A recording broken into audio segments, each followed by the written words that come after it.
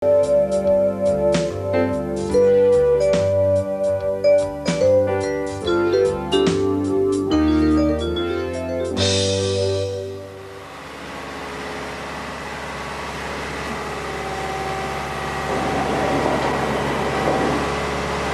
a execução de muitos trabalhos são necessárias grandes forças. A energia requerida para tais instalações e máquinas, em geral, é fornecida por motores.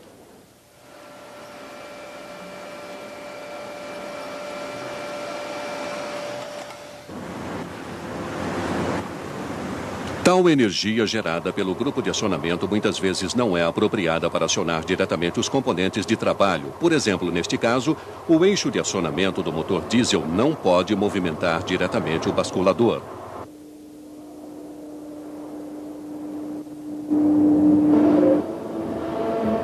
Nem tampouco o motor elétrico poderia mover esta prensa. Portanto, a energia deve ser transformada e posteriormente conduzida ao local onde será executado o trabalho. A hidráulica, por exemplo, é responsável pela transmissão de forças e pelo comando de movimentos, aproveitando-se de uma série de propriedades físicas dos líquidos.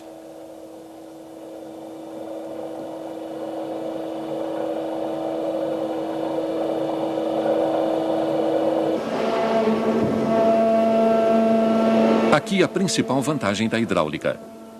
Pode-se transmitir forças muito grandes com precisão, como no caso desta prensa.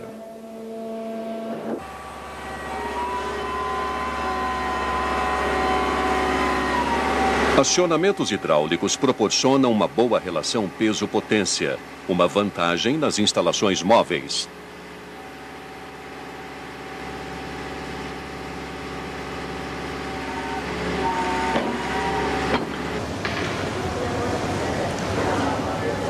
Portanto, pode-se posicionar com exatidão, o que é muito importante no caso de elevadores. Assim, pode-se determinar com precisão as paradas do elevador. Movimentos produzidos por sistemas hidráulicos são uniformes. Além disso, as velocidades podem ser variadas.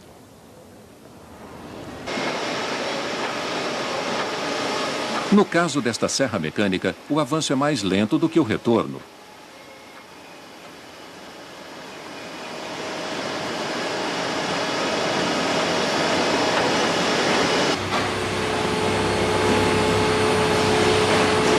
As instalações hidráulicas permitem a elevação de grandes cargas. Isto, por exemplo, é importante no funcionamento de plataformas elevatórias. Neste caso, pode-se proteger o sistema contra sobrecargas de forma simples e eficiente.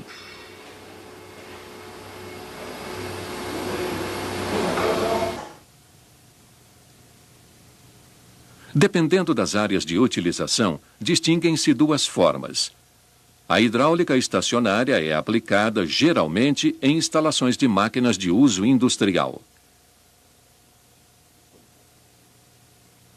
A hidráulica móvel é utilizada em máquinas de construção, veículos e aviões. As leis físicas, porém, são iguais para as duas aplicações.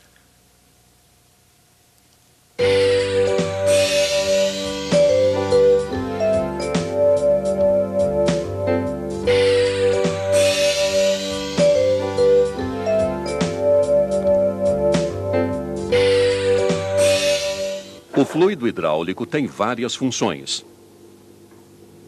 Primeira, deve transmitir energia de pressão.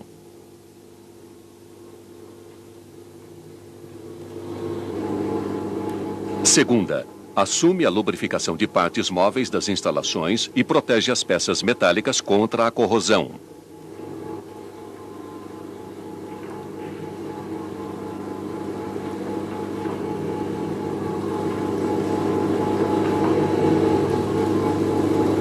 Terceira, deve eliminar o calor gerado pelo atrito do fluxo de óleo nas instalações hidráulicas. Quarta, deve arrastar as partículas metálicas resultantes da abrasão entre as partes móveis dos elementos hidráulicos e depositá-las num filtro apropriado.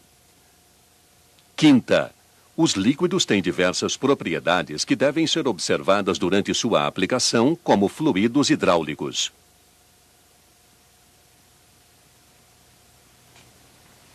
A água é um líquido que possui viscosidade muito baixa. Não oferece nenhuma proteção contra a corrosão e apresenta poucas propriedades lubrificantes. Por isso, normalmente não é utilizada como fluido hidráulico. Em geral, encontramos nas instalações hidráulicas óleos minerais e sintéticos. São óleos de baixa viscosidade. Neste caso, temos um óleo de alta viscosidade. Em outras palavras, um óleo grosso. Aditivos podem alterar as propriedades físicas de óleos hidráulicos, tornando-os adaptáveis às mais variadas condições de utilização. A propósito, os óleos hidráulicos, diferentemente do ar, são pouco compressíveis, 0,7% do volume aproximadamente. Este é mais um motivo para obtermos grande precisão nos movimentos realizados por equipamentos hidráulicos.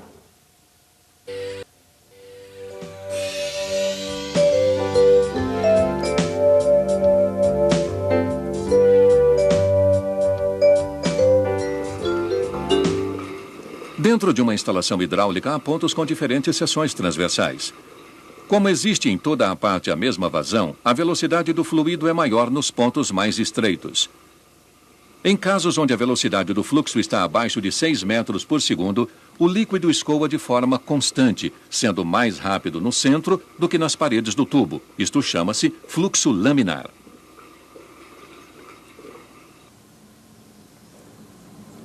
O ponto de estreitamento da seção transversal do tubo, denominado estrangulamento, aumenta a velocidade do fluxo. Isto provoca turbulência e queda na pressão. Quanto maior a velocidade do fluxo, menor a pressão. Nosso teste demonstra tal conceito com clareza. No tubinho do meio, acima do ponto de estreitamento, a coluna de água está mais baixa, portanto, aqui a pressão é menor. Em casos extremos, a pressão pode cair tanto que ocorre uma depressão. Então, formam-se bolhas de vapor de óleo que, ao passar por um estreitamento, implodem causando ondas de choque e arrancando partículas do material no ponto de passagem. Esse efeito é denominado cavitação e ocasiona fadiga e danos ao material. Na prática, tal fenômeno ocorre principalmente na sucção das bombas, superfícies rebaixadas de componentes e em flancos internos nas válvulas, sempre onde os pontos de estreitamento são mais acentuados.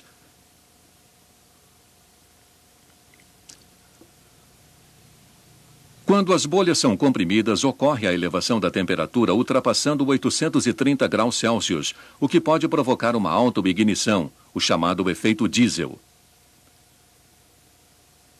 Isto produz danos ao sistema e causa o envelhecimento precoce do óleo hidráulico.